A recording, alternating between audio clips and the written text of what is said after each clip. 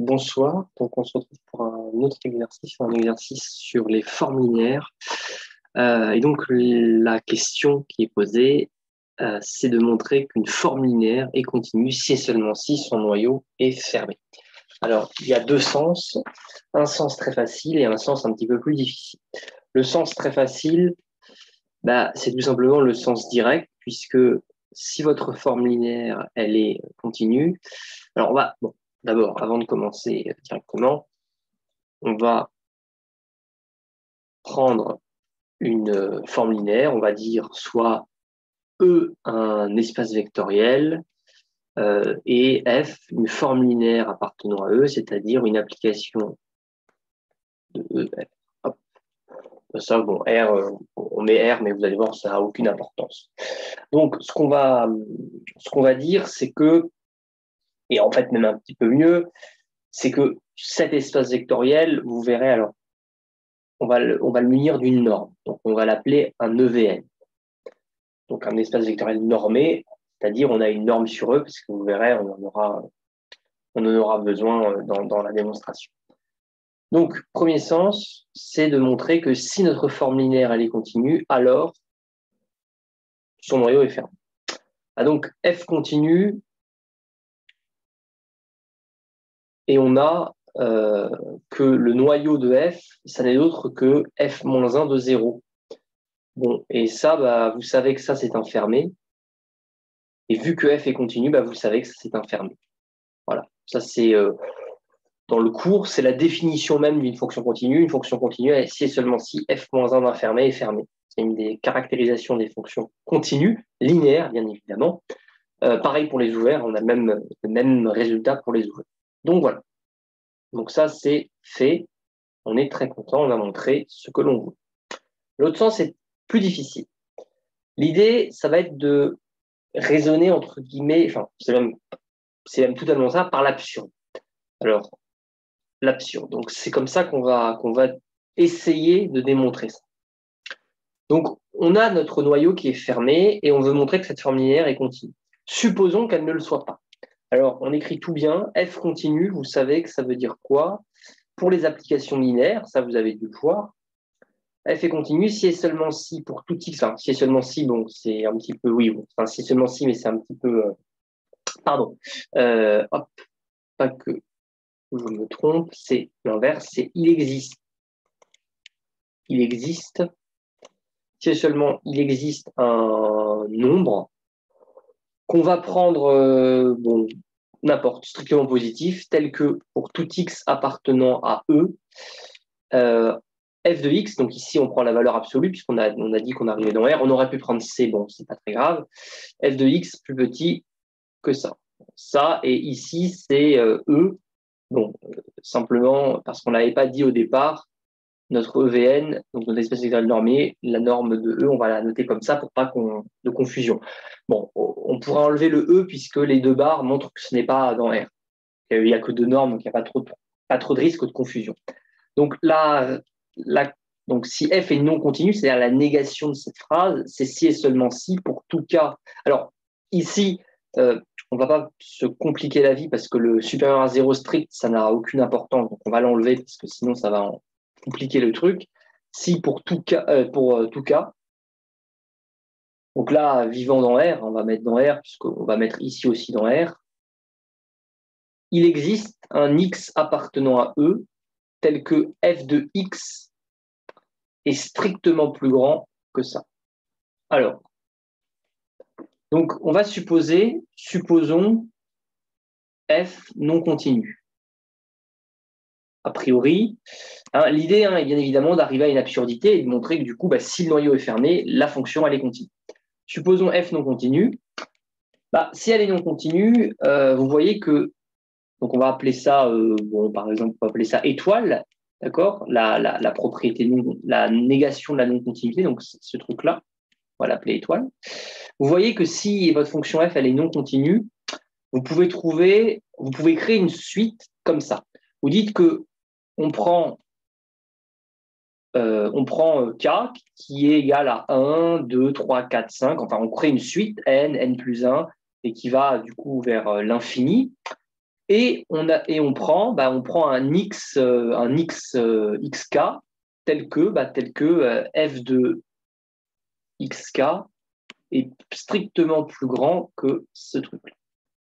OK? Et alors là, k comme ça. Et ça, c'est vrai pour tout cas vivant dans n. N étoile, bon, ça revient au même. Hein. Bon, on va l'enlever, le n étoile, ça sert à rien de mettre un n. N étoile. Alors, ici, du coup, on remet un 0 puisqu'on peut mettre 0. Donc, en gros, l'idée, voilà, c'est de dire que pour tout cas appartenant à R, on peut trouver un élément de E tel qu'il vérifie cette inégalité. Donc, on peut prendre, vu que c'est vrai pour tout cas appartenant à R, on va prendre k égale 1, puis k égale 2, puis k égale 3, puis k égale 4, et ainsi de suite, et on construit une suite. OK? Donc, on a cette suite, on est très content parce que vous allez voir, ça va nous aider fortement. Donc, une fois qu'on a cette suite, on va le noter proprement, on a xk avec k vivant dans n, appartenant bien évidemment à notre espace vectoriel E, et pour tout cas vivant dans n, on a que f de xk en norme est strictement plus grand que k xk E. Voilà. Maintenant, posons. Donc, on va poser une nouvelle suite. Posons yn. Donc, posons yn égale à xn divisé par f de xn pour tout n appartenant à n. OK? Notons que f de xn, ça c'est différent de 0 pour la simple et bonne raison que ce truc-là, il est strictement. Enfin, non, oui, parce que le cas était pris dans n. Donc voilà. Donc ça, c'est plus grand que 0 ou égal. Et donc, c'est strictement plus grand qu'un truc plus grand ou égal à 0. Donc, c'est strictement positif. Voilà. Donc là, il n'y a pas de problème de définition. On peut vérifier très rapidement que cette fonction, elle vaut 1 pour tout n. Bon, ça, c'est simplement car f linéaire. Hein. Bon, ça, c'est parce que la fonction f, elle est quand même linéaire. Voilà. Et puis, un autre point important, c'est que yn, en norme, donc là, on est dans E, puisque, je rappelle, yn, c'est un élément de je ne l'ai pas dit, mais yn, c'est un élément de E. Encore une fois, là, c'est parce que E est un espace vectoriel normé, ça appartient à E, ce truc-là appartient à E, et vous le divisez ou vous le multipliez par un scalaire, il reste stable par multiplication par un scalaire, puisque c'est un EVN. Donc on a ça, alors on va regarder, donc ça nous donne ça en fait, et là il faut se souvenir qu'on a quand même défini notre fonction d'une façon, on a défini notre suite d'une façon un peu particulière puisqu'on a ça. Donc en fait, ce truc-là est plus petit que 1 sur n. Donc là, vous pouvez le faire, l'exercice. Alors il y a peut-être une égalité stricte, mais c'est pas très important, on s'en fout, que ce soit strict ou... Bon, mais oui, c'est strict, donc qu'importe, c'est pas grave. On a ça. Donc, yn tend vers 0. Yn tend vers 0, puisque sa norme tend vers 0, et vous savez que, par définition, donc, ça tend vers 0. Maintenant, posons Zn, qui est égal à y0 moins yn. Alors, on va la calculer. F de Zn, et pour tout n, toujours pareil, on crée des suites. Okay, on crée une nouvelle suite. Bon, vous faites le calcul. Alors, bon, c'est pas très difficile à faire. Le calcul est rapide. En fait, vous obtenez 1 moins 1, ce que vous obtenez 0. Puisqu'on avait dit ça, c'est vrai pour tout n. En particulier, c'est vrai pour y0, yn. Donc, ça fait 0. Donc, Zn appartient au noyau, appartient à quart de f. Et c'est là où on va avoir une absurdité. Zn appartient au noyau. Problème. Le problème, c'est que on a dit que on avait posé donc Zn égale y0 moins yn, et on a vu yn plutôt, tend vers 0. Donc, Zn tend vers y0. D'accord. Or, Zn appartient au noyau de f, et y0 n'appartient pas au noyau de f, car f de y0 vaut 1. Ça, c'est un problème parce que, alors bon, vous comprenez encore une fois, Zn appartient à quart de f, c'est la suite qui a valeur dans quart de f. Donc vous comprenez l'idée, on ne va pas tout écrire très rigoureusement. Contradiction. La contradiction, elle est là. On a une suite à valeur dans quart de f qui tend vers un élément qui n'est plus dans quart de f. Contradiction avec quart de f fermé.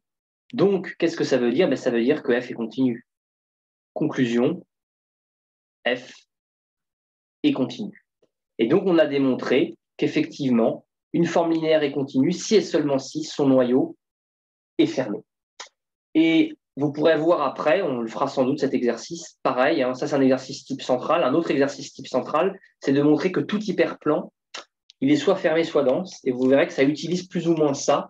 En fait, on va montrer que on montrera que ça dépend. L'hyperplan, vous savez que ça peut être vu comme le noyau d'une forme linéaire. Et on verra qu'en fait, selon que la forme linéaire est continue ou non, soit continue ou non, eh bien, l'hyperplan sera soit fermé, soit dense. Voilà.